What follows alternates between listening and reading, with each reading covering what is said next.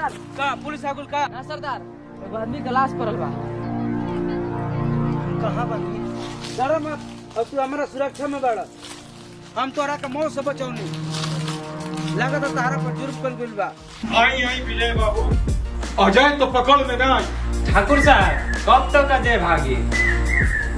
कहियाल गोरी तू करबू इंतजार, सटतनी भीड़ धैली अखबार, मजा मारे के कब हमके मौका देबू।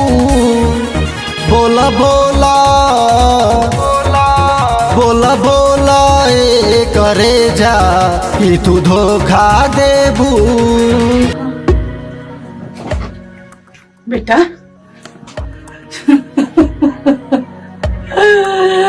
बेटा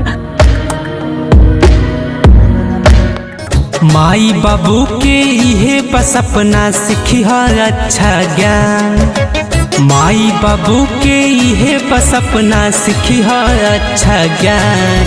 सबका के करी भलाई बबुआ तू हो किसे